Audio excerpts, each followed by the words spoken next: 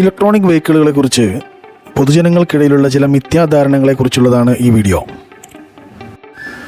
19ാം നൂറ്റാണ്ടിൻ്റെ അവസാനത്തിൽ ആദ്യത്തെ ICE കാർ അഥവാ ഇൻറ്റേർണൽ കമ്പസ്റ്റൺ എൻജിൻ കാർ അഥവാ പെട്രോൾ, ഡീസൽ, ഗ്യാസ് പോലെയുള്ള ഫ്യൂലുകൾ ഉപയോഗിച്ച് പ്രവർത്തിക്കുന്ന കാറുകൾ വാണിജ്യപരമായി നിർമ്മിക്കപ്പെടുന്നതിന് മുമ്പ് തന്നെ ഇലക്ട്രോണിക് വെഹിക്കിളുകൾ നിലനിന്നിരുന്നു എന്നതാണ് യഥാർത്ഥ വസ്തുത.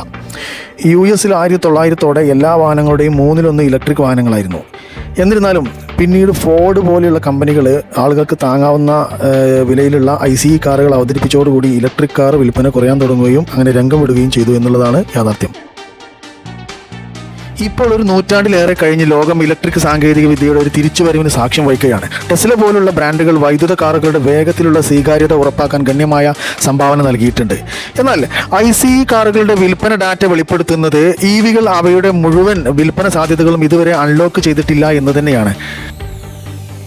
EVകളെ കുറിച്ച് ആളുകളുടെ മനസ്സിലുള്ള ചില ധാരണകളും, എന്നാൽ യഥാർത്ഥത്തിൽ ആ ധാരണകൾ എത്രത്തോളം ആ പ്രൊഡക്റ്റുമായിട്ട്, ആ കാറുകളുമായിട്ട് ബന്ധപ്പെടുന്നു എന്നുള്ള കാര്യമാണ് നമ്മൾ ഈ വീഡിയോയിൽ അന്വേഷിക്കുന്നത്. ഇലക്ട്രിക് വെഹിക്കിളുകളെ കുറിച്ച് ആളുകളുടെ മനസ്സിലുള്ള ഒരു പ്രധാനപ്പെട്ട ധാരണയാണ് EVകൾക്ക് മതിയായ മൈലേജ് ഇല്ല എന്നുള്ളത്. ഇത് നേരത്തെ ശരിയായിരിക്കാമെങ്കിലും സമീപ വർഷങ്ങളിൽ ബാറ്ററി സാങ്കേതികവിദ്യ ഗണ്യമായ പുരോഗതിക്ക് വിധേയമായിട്ടുണ്ട്. കൂടാതെ കാര്യക്ഷമതയുടെയും സുരക്ഷയുടെയും കാര്യത്തിൽ ബാറ്ററി പാക്കുകൾ കൂടുതൽ മികച്ചതാക്കുന്നതിന് ധാരാളം ഗവേഷണങ്ങൾ നടക്കുന്നുണ്ട്. നിലവിൽ പല EVകൾക്കും 500 കിലോമീറ്ററിലധികം മൈലേജ് ഉണ്ട്. എന്നാൽ ഇനി മാസ് മാർക്കറ്റ് ചെയ്യുന്ന EVകൾക്ക് പോലും 300 മുതൽ 400 കിലോമീറ്റർ വരെ റേഞ്ച് ഉണ്ട്. പ്രതിദിന യാത്രാ ആവശ്യങ്ങൾക്കും ഇൻ്റർസിറ്റി യാത്രകൾക്കൊക്കെ ഇത് മതിയാകും. മാത്രമല്ല EV ചാർജിംഗ് ഇൻഫ്രാസ്ട്രക്ചർ തുടർച്ചയായി മെച്ചപ്പെടുത്തുന്നതിനാൽ മൈലേജ് ഉത്കണ്ഠ ഇപ്പോൾ യഥാർത്ഥത്തിൽ ഒരു മിഥ്യാധാരണ മാത്രമാണ്. രണ്ടാമതായി ആളുകളുടെ മനസ്സിലുള്ള ഒരു ധാരണയാണ് EVകൾക്കുള്ള ചാർജിംഗ് ഇൻഫ്രാസ്ട്രക്ചറുകൾ രാജ്യത്താകമാനം ലഭ്യമല്ല എന്നുള്ളത്. ആളുകൾ ചില ധാരണകൾ മനസ്സിൽ രൂപപ്പെടുത്തുമ്പോൾ അത് പിന്നീട് മാറ്റാൻ വളരെ ബുദ്ധിമുട്ടാണ്. ആദ്യ EV കാറുകൾ നിരത്തിലിറങ്ങിയപ്പോൾ ചാർജിംഗ് ഇൻഫ്രാസ്ട്രക്ചർ അല്ലെങ്കിൽ ചാർജിംഗ് പോയിന്റുകൾ രാജ്യത്തുടനീളം തികച്ചും അപര്യാപ്തമായിരുന്നു എന്നത് സത്യമാണ്. എന്നാൽ ഇപ്പോൾ ചാർജിംഗ് പോയിന്റുകൾ ഒരു കുതിച്ചുചാട്ടത്തിലേക്കാണ്. ഇന്ത്യയിൽ മാത്രം ഇപ്പോൾ ആയിരക്കണക്കിന് പൊതു EV ചാർജിംഗ് സ്റ്റേഷനുകളുണ്ട്. ശരിയായ ആപ്ലിക്കേഷനുകൾ ഉപയോഗിച്ച് നമുക്ക് അവ എളുപ്പത്തിൽ കണ്ടെത്താൻ സാധിക്കും.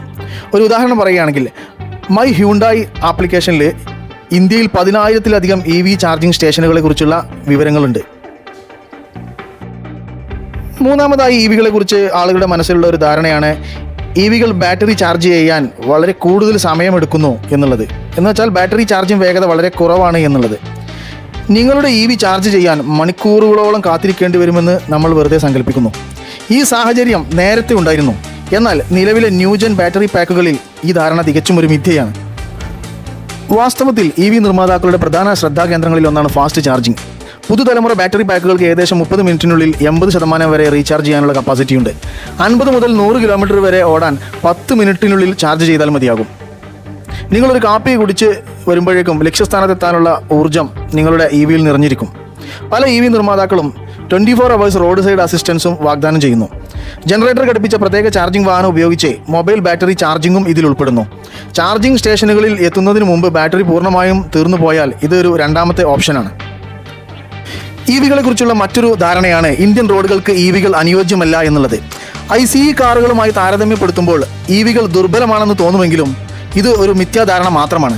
ബാറ്ററി പാക്ക് സുരക്ഷിതമാക്കാൻ ആധുനിക EVകൾക്ക് ശക്തമായ ചേസീസും പ്രത്യേക സംരക്ഷണ ഘടനയും ഉപയോഗിക്കുന്നു. ഉദാഹരണത്തിന്, ബാറ്ററി പാക്കിന് ചുറ്റുമുള്ള സംരക്ഷിത ഘടനയ്ക്കായി അൾട്രാ ഹൈ സ്ട്രെങ്ത് സ്റ്റീലാണ് ഉപയോഗിച്ചിരിക്കുന്നത്. കൂടാതെ പ്രത്യേക മൗണ്ടിംഗ് സംവിധാനങ്ങൾ ഉപയോഗിച്ച് ബാറ്ററി പാക്ക് വണ്ടിയിൽ ഉറപ്പിച്ചിരിക്കുന്നു. നിലവിലെ ന്യൂ ജനറേഷൻ EVകളെ സംബന്ധിച്ചിടത്തോളം EVകൾ ഇന്ത്യൻ റോഡുകൾക്ക് അനുയോജ്യമല്ല എന്നുള്ള വാദം ഒരു മിഥ്യാധാരണ മാത്രമാണ്. നമ്മൾ ഇതുവരെ പറഞ്ഞ ഈ കാര്യങ്ങൾ വ്യക്തമാക്കുന്നത് പോലെ EVകൾക്കെതിരെ ഉന്നയിക്കുന്ന മിക്ക ധാരണകളും മിഥ്യാധാരണകളാണെന്നാണ് തോന്നുന്നത്. കൂടുതൽ അവബോധത്തോടെ ആളുകൾക്ക് EVകളെ കുറിച്ചുള്ള കാര്യങ്ങൾ നന്നായി മനസ്സിലാക്കാൻ ഇനി കഴിയുമെന്ന് നമ്മൾ പ്രതീക്ഷിക്കുന്നു.